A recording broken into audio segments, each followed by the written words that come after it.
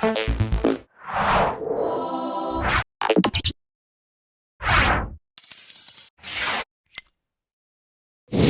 right, Greg, the next question that we had was from one of our members, and it was regarding paint. What can you tell me about the colors, the quality, and what somebody should do if they're looking to flip their home? Everybody understands that neutral tones have been popular for many years. They're broadly appealing, and thus they have a good return on investment when it comes time to resell. And I would suggest that people who are considering taking that step and painting, that they should go into the show homes. That they should go into their local paint store and pull out the charts. They have popular paint schemes and also the complementary colors too, so that if you did want to do an accent wall, there'd be some ideas right there. Also talk to the people who work in the paint stores and ask them, what are the popular colors these days? Okay, so with a paint, everybody can swing a paintbrush. What can you tell me about how that affects value of somebody who's a home do-it-yourselfer versus hiring a professional to do it instead? I see this a lot in my practice.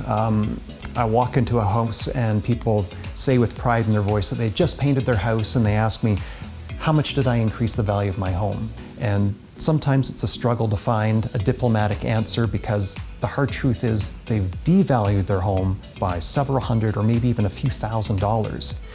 Yeah, and the reason for that is that they have not painted to professional standards. Surface preparation when painting is critical. If you don't look after the sins of the past, the bumps on the drywall and the drip marks, the nicks and the bangs, etc., all of those features will carry forward to the new coat of paint. So surface prep is crucial. So not only has the homeowner wasted his time in painting it, incurred the cost of materials, but they've devalued their home by the cost to cure. So people really need to be honest about the quality of their workmanship. And if it's not to professional standards, hire someone. It'll be cheaper and faster for you in the long run. So do you see that also as well with other renovations, the loss of value where maybe somebody spent $5,000 to do a floor themselves and now it's going to cost $10,000 in the long run? Yeah, absolutely.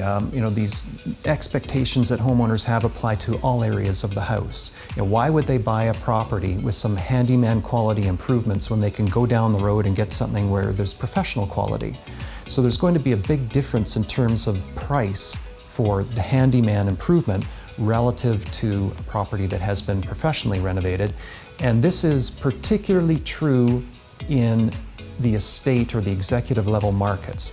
So if someone were to put in, say, new laminate flooring, well, that's great for a starter home property or maybe for a rental property. But if that's an executive class property, even though it's brand new, that's a deficiency because it's substandard. It doesn't meet market expectations. So this is an example of that functional obsolescence that we talked about earlier. That paint or those improvements better be spot on.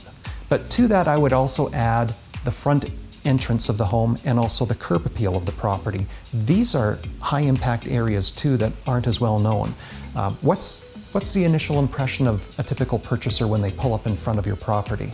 Some people would pull up and just go, nope, we're not even going to go inside. Let's just move on to the next property, right? So spend a little extra money on the curb appeal and the front entrance of the home.